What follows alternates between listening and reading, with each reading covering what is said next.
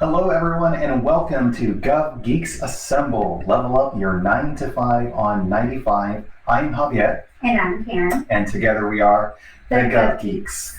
We come to you live every Thursday, and we're actually going live for the first time on YouTube as well, in addition to our Facebook page. So thank you all so much for joining us in these pages. We come live to help share some insights and information for your career in public service and working in government. And today we have a fun topic, different types of public service positions. There is on the one side a career government position, and on the other side there is a political appointee type of position. Karen, what are your thoughts on those topics? I'm excited to learn more. Excellent. Well, let's go ahead and dive into it so we can all learn a little bit more together.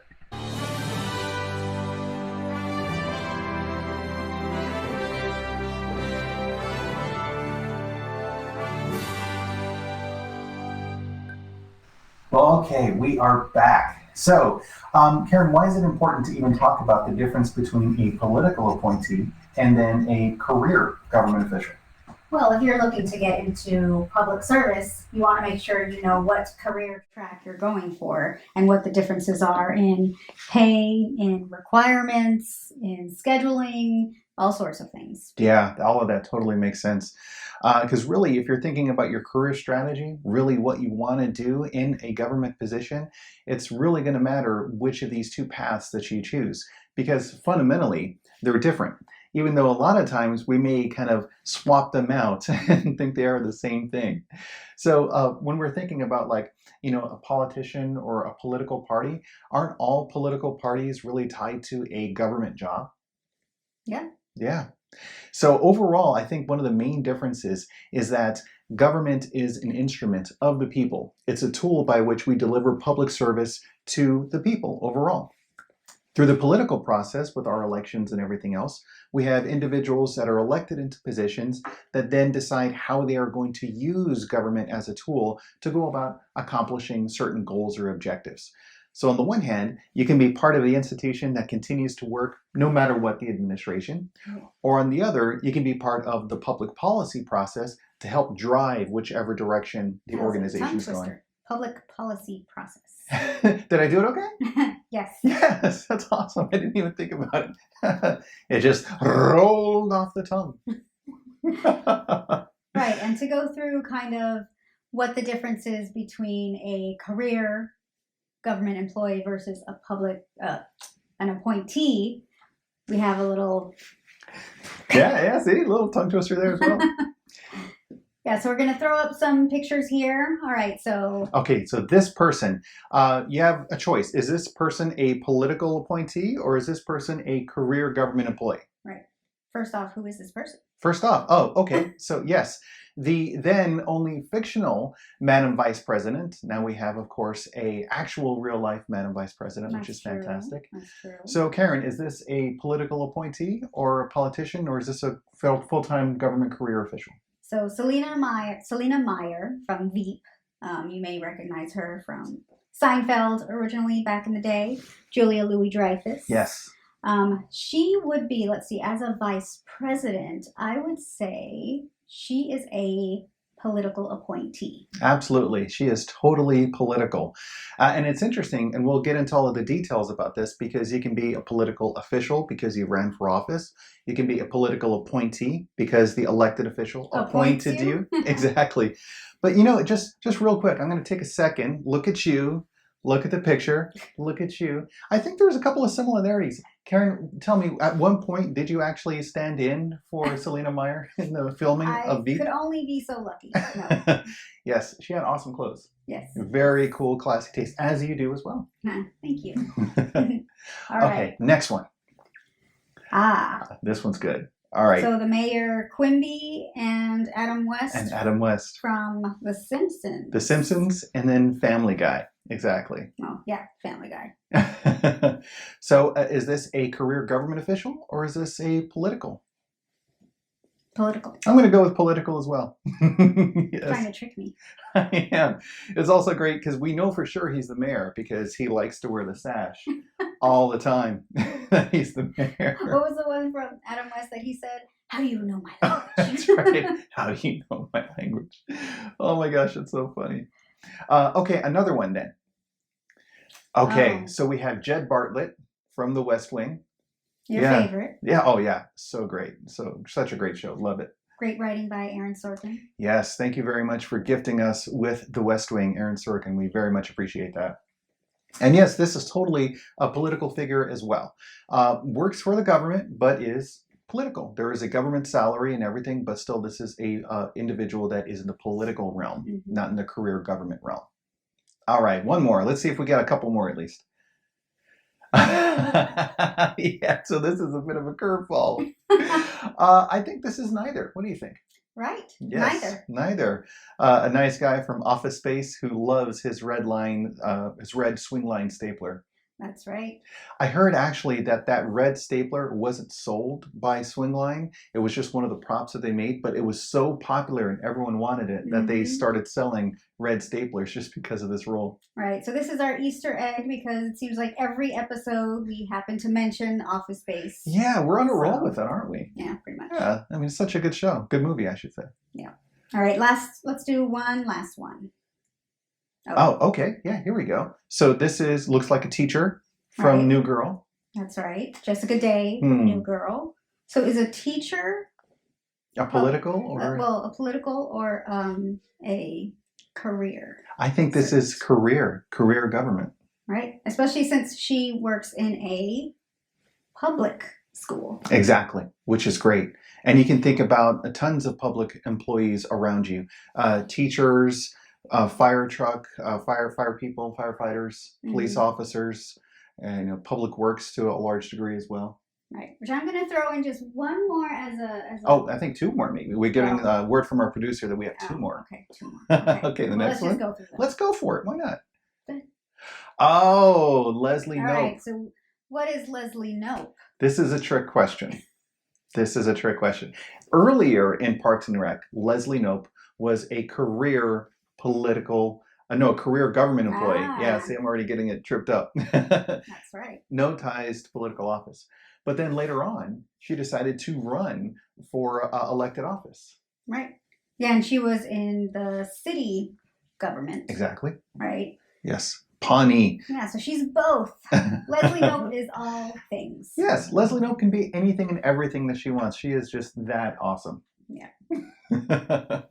All right. Okay, now this should be the last one, I think. Maybe. It's you. Oh, it's us! I tricked us. What a trick! I love it. Okay, well, that is a great question. So, Karen, are we political elected officials or appointees, or are we career government employees? We are career government employees. Career government, absolutely. That is us. We are not tied to any political association. We are not aligned to any political organization or party as the Gov Geeks. This is totally what we do to be of value and service to public servants. Yeah. Yeah, absolutely. And then our official other capacities, because we have our own arrangements to be able to have permission to work outside of our federal roles. So yeah, outside activities. But either way, it's not political. That's right. Here we go. Okay. A plus. A plus. Plus. You almost got it a little close there with Leslie Knope. Yeah. Yeah. Gosh, I almost lost the test entirely with that one. Exactly. So we have 3 different career strategies for us to talk through tonight to really kind of identify a little bit more closely what is a career political appointment or a career official, someone that's been elected into office, and then the other side, a full-time government employee, a career government employee. Right. So, I mean, the key word is the political piece to it. So if it's a political appointee, elected political official, that means, like you were saying, they are tied to that specific political party. Exactly right. And you know what I love about this one, because now where we are in January, and we have a new administration, as I mentioned a little while ago. So this is very much a timeline in which a lot of people are asking us about how do you get a political job? How do you get a government job in that area? So looking at that, this is kind of a helpful strategy for us to look at all of this stuff. All right, so we again have 3 strategies. So let's bring up the first topic here for our 3. Multiple administrations versus appointments. Okay, so on the one hand, multiple administrations is something that we would have for a career government employee. You basically cross Exactly multiple right. administrations. You cross multiple administrations. I've personally worked with an individual that has been working since the Nixon administration.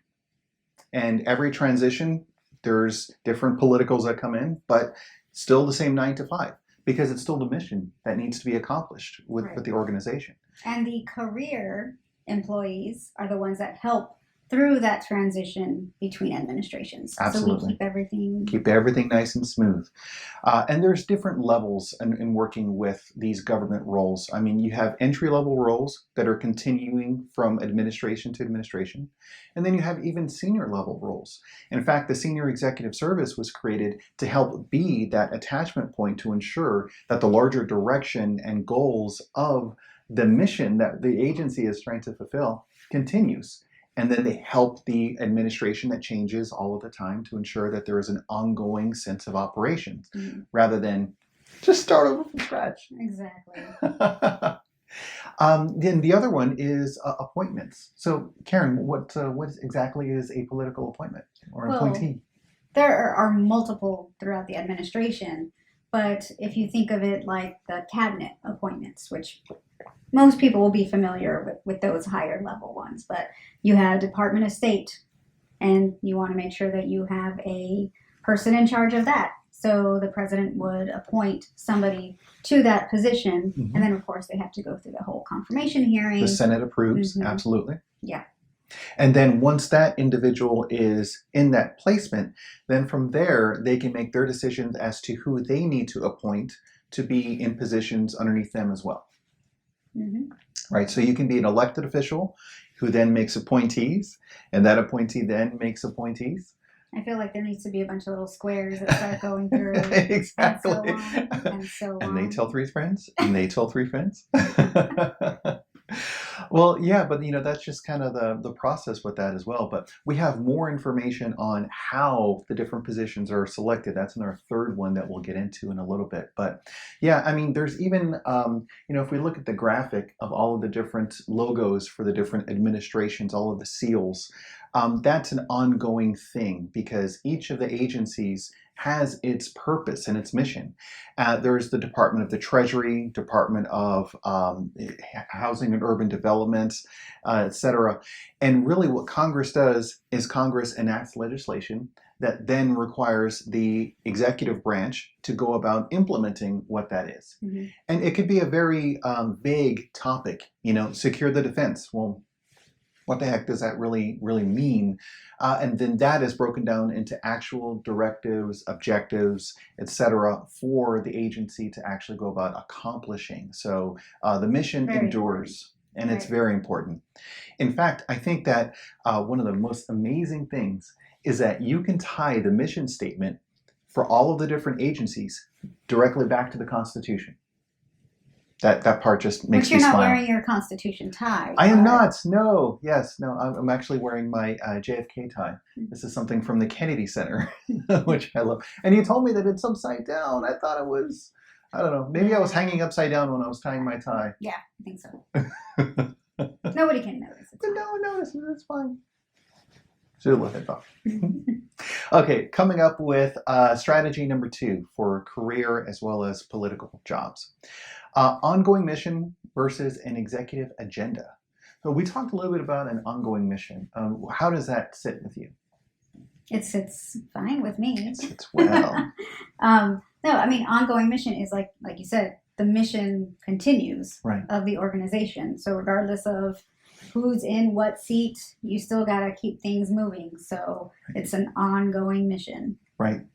Because the safety and welfare of the American people is really what is the ongoing goal or objective of what needs to be accomplished. Absolutely. And then there's the executive agenda, for instance. So President Biden now, for instance, could be giving an address or talking about the ongoing goals that he has for his administration, his term. Really what's great about this is it's public policy in action. So the electorate is going to say these are the key issues that they care about, and that is going to change and shape the platforms that the politicians run on. Mhm. Then when they're in office, they have to be able to say how they're going to go about delivering on all of those political promises of what people actually cared about. What are the key voting items that they wanted? Then from there, they add that directive to their appointed officials, Mhm. who then begin executing that in government throughout. So a career government employee could work on the policies or the objectives because that's what their job is. That's what they're there for. But that doesn't mean that Mhm. that doesn't mean that they're gonna be beholden to whatever political party that was You're there. just full of tongue twisters today. I think maybe I am. What's in that cup there? Well, this is my nice Dungeons and Dragons mug, and I have indeed rolled for damage. It's hot cocoa. Okay, so moving on to the third strategy here for us. Strategy as far as trying to locate these positions. Exactly. And this is all about finding where the jobs are. So on the one side, you have USA Jobs, and then on the other side, you have the Plum Book. So, Karen, what is USA Jobs? USA Jobs is a website where you can go and locate any government job that you are interested in. Mhm. So you basically plug in keywords, which could be public policy, or you could go by location. Let's say if I wanted to go move to Texas, I would plop in Texas there. Although a lot of the concentration of government jobs seems to be in the DC area. Seems to be, certainly. But there's tons of government jobs, career government jobs, located across the country as well as across the world. Right. The government is the largest purchaser of goods and services and one of the largest, and if not the largest, employer in the world as well. Right. Yeah, there's a lot of work that needs to be done in government. Right, so you can pretty much find any job within that USA Jobs that would fit your needs. And it has so many filters. Oh, yes, it does. You can just go crazy picking and choosing location, salary, position. It's just... And that might even be worth its own separate video for us to really run through USA Jobs. Now, of course, USA Jobs is one of the main points that the Office of Personnel Management uses to have positions advertised for and selected. However, there are other job hiring posts as well for official government positions, depending on the agency. But by and large, a majority of them go through USA Jobs. Mm-hmm. Okay, so that's on the career side. On the political side, we have a fancy thing known as the Plum Book. Why is it called the Plum Book? I don't know. Maybe if we take a look at what it looks like. The cover is certainly a plum color. So this is policy and supporting positions. These are the different positions that are directly political appointee positions. Now, this doesn't mean that all of the political jobs are described in this book, but there certainly are a whole heck of a lot of them, especially the most senior ones, including secretaries and those larger levels as well. Yes. So if you're interested in finding out more about what those jobs are, the Plum Book is something that is publicly available. Just do a Google search and what have you to find that document and read through all of the different positions. And if those are areas that you're interested in, then you could look on their website to find out more information about applying for those jobs. But, one of the interesting things, though, is that if you go onto USA Jobs, you can directly search and apply for the positions. If you go to the Plum Book, you can find out about what the positions are, but you can't. You know it's there. You know it's there, but you can't apply directly for it. Well, get appointed to these positions. Exactly right. And that's one of the biggest differences between a career government job and then a political appointee job. You have to be appointed. It's all about networking. Absolutely. You have to know the political party that's there. You have to know whom the individuals are in the transition team that are helping to make the selections for all of this. You have to know how you can really present yourself well enough. There is a lot of organizations that are basically sending resumes on behalf of their organizations saying that they would make good appointees for people to choose. And yeah, if you're working with associations that are connected with the political organizations, that's one of the best ways that you can get some of these appointments done as well. So in this case, it is all about who you know. Well, absolutely. Yes, definitely.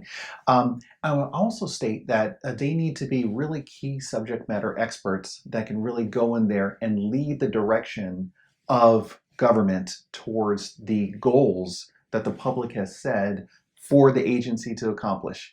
Because again, it's part of the whole political process. That's why people vote one way or the other. They want bigger government, they want smaller government, they want roads, or they want more education, they want health care. I mean, whatever the areas are, that frames the agenda for the agency. Yeah. Yes. So, yeah, it changes. If you look at the past presidents, for instance, I think there's, I've been a couple of times where they've all gathered together to talk and pose for pictures and everything in the Oval Office. Each of their administrations is completely different because it is tied to basically the policies and everything that they could at that time. And I think it's a requirement that they all have to wear a gray suit. Yes, exactly. No tan suits. Remember that backlash and everything. That was interesting.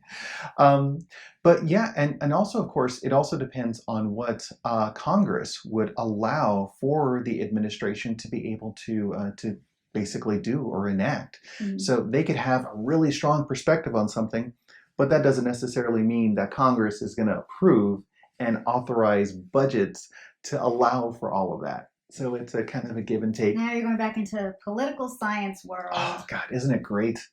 Yes. I was a political science major or minor in college, so I don't know if you guys could pick up on that. Just a little bit. But career government employees, we just go back and forth. Whatever the administration is, you're just continuing to serve. And that's really the bigger thing. Mm-hmm. Okay, well, Karen, I'm curious. Are there other things that we needed to talk about the differences between the two before we get into the questions for the Gov Geekdom? No, I think we pretty much covered them all. Nice, pretty exciting. As a career government employee, and you're going through the transitions from one to the next, what do you really hold on to that gives you that sense of purpose in working as a career government employee? I hold on to the oath that I took when I began my career as a civil servant, and really hold on to that because that's what my driving factor is. It's for the American people, for the Constitution, and that's my job, to make sure to continue the ongoing mission. Oh, that's beautiful. And yes, all career government employees take their oath of office. It's similar to when the president takes their oath of office there as well. But obviously it's a little bit different because it's a career or government position. But yeah, at the end of the day, it's all about really providing value for the public and serving the mission of the organization that you're in, which is very fulfilling. And if you're interested in finding out more about this, please feel free to connect with us on LinkedIn. We have a LinkedIn resume series that we do every Wednesday. I think we're on, it's a 9-part series, and I think we're on 7 or 8 at this point, or 7. Yeah, and we're going to expand this a little bit more to look at other areas that can be good for career development and career growth as well. Okay, yeah, so let's go ahead and get to questions from the Gov Geekdom. All right, so the first one here is, are certifications or degrees a must? Oh, that's such a great question. What do you think?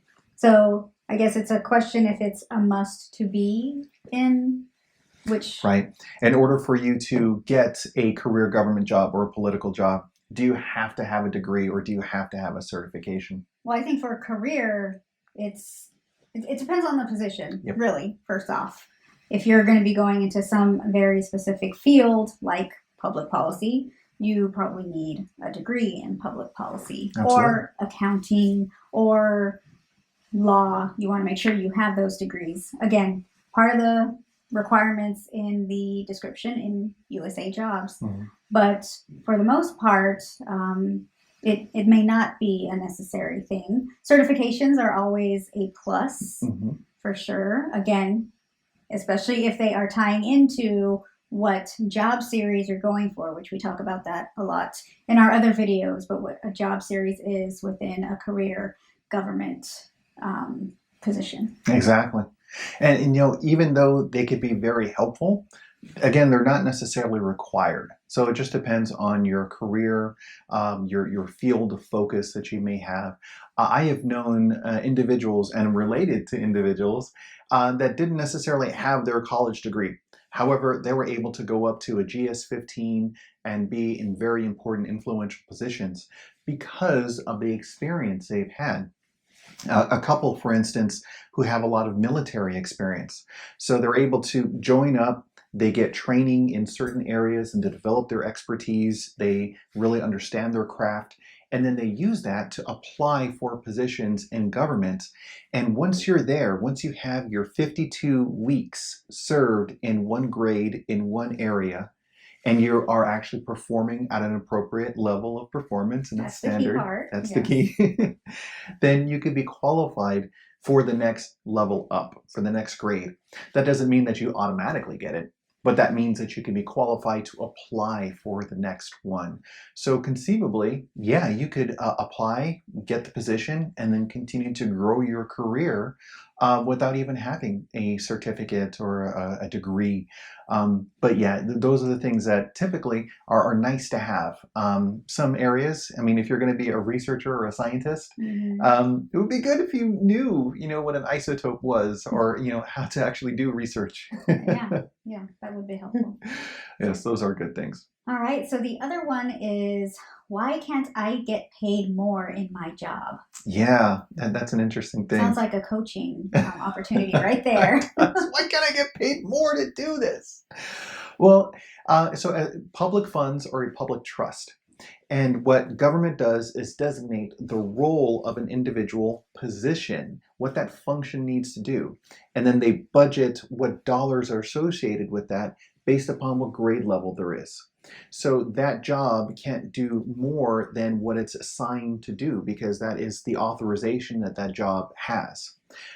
So yeah, you can get into a position, let's say like a 9, 11, 12, and once you get all the way up to the top in that 12, there's no more to get. Topped out. Mm-hmm. Exactly, you're topped out. However, you can be qualified to apply for the next level up or the next position. And it's interesting because I recall a story where an individual was like, hey, you don't understand, this person has been doing this job for a long time and they need to get a raise. And it's like, well, we appreciate their service, but unfortunately, we can't pay them more for doing the job that they're already doing. Yeah, it's tough conversations like that. But that's when you start thinking, well, maybe I need to go ahead and try to maybe move out to move up. Yeah. Right? And there's a lot of career strategies that we can talk about with that. Mm-hmm. So if it's either you are applying for the next position or the next grade for that type of promotion, say for instance, you're going for a researcher and then you're moving into a management position that oversees researchers, that's certainly a process or a path. Mm-hmm. Or you could say, well, I'm a government employee, and then you go out to the private sector and say you're a consultant, and then you can come back into government later on after having those additional experiences and get that next grade or the next promotion after that as well. Right. So lots of career strategies. Mm-hmm. That I think is one of the most beautiful things about this, because in general, I mean, your career is in your hands. It is your responsibility to manage what you want, what you care about. And there's a lot of strategies to really explore what that looks like. So the more that you work on that, the better your career growth and development can be. Mm-hmm. Well said. I think we're up on time here. Yes, we're just at our half hour. Isn't it incredible like how fast the time flies? Flies when you're having fun talking about government jobs. That's why we're the Gov Geeks. Exactly. That's why we love this stuff. Nerd out on it. So come on out to our website, thegovgeeks.com. You can sign up for our list, our Gov Geekdom list, and you get access to a free course for resume writing. It's a great course. There's a video, there's templates, there's links, there's all of these strategies that we like to provide for you as well. So the more engaged you are, the better. Karen, do you have any closing thoughts on career versus political jobs? I think regardless of which avenue you want to pursue, and as we saw with Leslie Knope, you can pursue both. Mm-hmm. We welcome you to public service. It's good work, worth doing. Yes, it is. So thank you for your service. Thank you for your service. Take care. We'll see you next week.